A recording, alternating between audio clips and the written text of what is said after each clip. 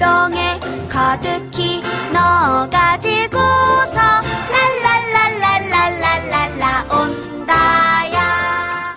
유화, 이 화폐, 금융을 얘기하면서 제 옆에 계신 지금 이영환 교수님께서 이 금융의 역사, 뭐 화폐의 역사를 모르면 노예가 될 수도 있다, 뭐 이런 말씀을 하셔가지고 약간의 그 번외편으로 재밌을 것 같더라고요. 그래서 한번 모시고 그 말씀 나눠보도록 하겠습니다. 안녕하세요. 안녕하세요. 네, 교수님 너무 격한 거 아니에요? 노예까지 된다? 중요해요. 이거 화폐라는 게 되게 재미있는 게 화폐를 잘 모르는 사람들은 노예 생활을 하게 됩니다. 첫 번째로 이제 흑인들이 네. 북아프리카에 있는 흑인들이 북아메리카로 이제 노예로 팔려가게 되는데 북아프리카 국가들에서는 구슬을 화폐를 쓰고 있었어요. 네. 그게 귀했던 거죠, 아프리카에서. 네. 나중에 이제 유럽 상인들이 아프리카로 갔는데 아프리카 보니까 이 사람들이 구슬을 쓰는 거예요, 화폐로. 네. 그래서 구슬을 유럽에서 대량으로 만들어가지고 그러니까 아프리카 갖다가 풀입니다. 그래서 네. 가나 같은 나라가 대표적인 금 채굴국이었는데 그런 나라에 가서 구슬을 뿌려갖고 금이며 은이며 다 받아서 잘 가져갔는데 나중에 이 사람들이 금이 떨어져요. 떨어지니까 어떻게 하냐면은 유럽 상인들이 야 그러지 말고 금 없으면 네 옆 동네에 있는 사람들 잡아와. 그럼 우리 그렇지 않아도 면화 딸 사람 필요한데 그 사람들 우리가 갖다가 팔면 되니까. 네. 그래가지고 이 가나에 있는 사람들이 그 동네 사람들이 옆에 있는 주변 국가 주변 부족들을 습격을 해갖고 노예로 팝니다. 그분들은 교환 가치를 잘 모르는 거네요. 그 구슬하고 어떻게 금하고 화폐를 모르는 거죠. 그렇죠. 화폐의 그 교환 가치라든가. 화폐 이게 그 구슬이 그렇게 가치 있는 게 아니라는 걸 모르는 거죠. 그렇죠. 자기네들한테는 가치가 있을지 몰라도 자기들한테는 예쁘고 네. 알록달록 그렇죠. 해갖고 주조 차익을 얘기하게 되는데 주조 차익 우리가 돈 찍는데 얼마 들어요? 100불짜리 찍는데 찍는 비용은 10센트라는 거예요. 그래서 이론적으로 얘기하면은 99불 90센트가 미국 정부의 수입입니다. 수입. 달러 안 갖고 계세요? 없어요. 우리가 물건 만들어서 팔면은 달러로 받아오는 거예요. 그렇죠? 네. 달러로 받아올 때 우리가 열심히 일해서 밤새서 일해갖고 열심히 해갖고 가서 바꿔오는 거는 10센트짜리 화폐라는 거죠. 네. 그게 문제라는 거예요.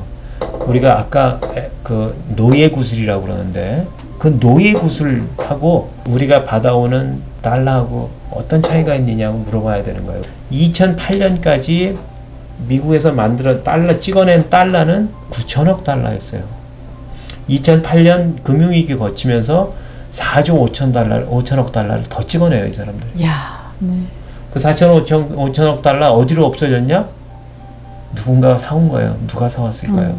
근데다가 요번에 이제 더 돈을 푼다는 거 아니에요? 그러니까. 네. 페드에서 9조 달러까지 풀겠다 그러는 거죠. 작년까지만 하더라도 4조 5천억이었다는 거예요. 그러니까요. 그런데 1년 사이에 4조 5천억을 더 찍어준 거예요. 그러니까. 미국에서 달러 잘 찍어서 경제가 살아나니까. 잘 가는 것처럼 생각하고 있는 게 굉장히 큰 문제라는 거죠. 네.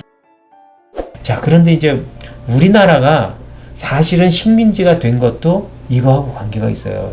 우리나라가 금이나 은이 적은 나라가 아니에요. 단천의 은광이나 아니면은 무산의 은광 같은 경우는 은이 얼마나 많은지 산이 하얗다고 그래요. 연산군 때 저기가 회치법이라는 엄청난 새로운 기술이 나타나요. 새로운 기술이 나타나가지고 이걸 은의 수율이 엄청나게 좋은 하이테크인 거야. 연산군 때 그런 기술이 만들어졌는데 네. 장록수한테 그 채굴권이 다 간 거예요. 장록수 네. 집안으로 다 채굴권이 가면서 네. 중종 때 그 적폐처럼 보인 거예요. 그게 굉장히 중요한 기술인데 이 부패한 사람한테 간 게 문제였는데 네네. 그랬는데 이 사람들의 문제는 뭐였냐면은 그 기술을 완전히 날려버려요.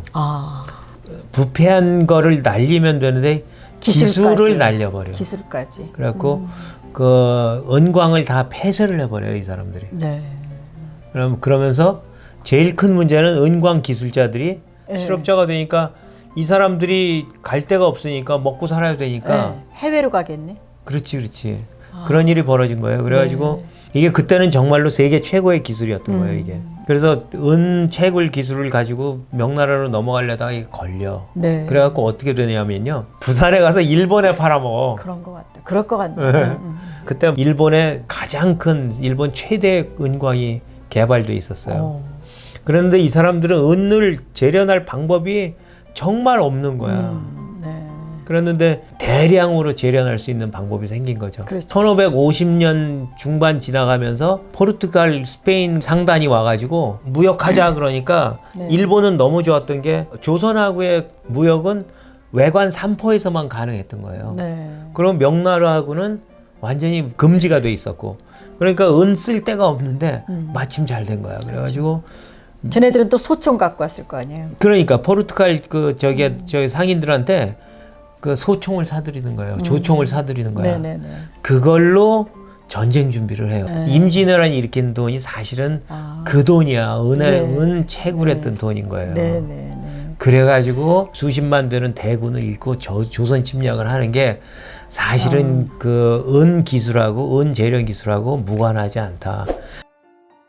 교수님이 오늘 지금 말씀하신 이 화폐 역사라는 것을 금융을 끌어다가 붙이신 것 그게 오늘의 핵심이시군요. 그러니까 역사적인 관점이 확실해야 되는 게 우리가 미국에서 돈 사오잖아. 네. 전 세계가 다 사와요. 네. 근데 그런 역사적인 그런 관점 없이 우리가 이런 통화 기술 이런 걸 바라보면 안 된다는 거고 지금 우리가 탈중앙화하는 이유 아니면은 가상화폐가 나오는 이유 거기에 가장 큰 이유는 그런 기축통화 프레임 국가적으로 정말 중요하다는 얘기예요. 그렇죠. 지금 이제 각국의 CBDC가 나오는 이런 상황에서 과연 기축통화국이 아닌 우리는 무엇을 해야 되는가?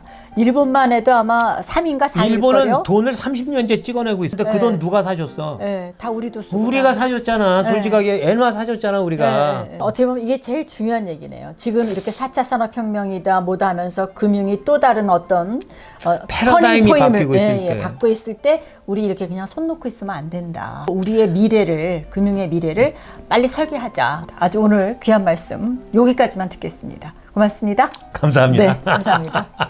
병에 가득히 넣어가지고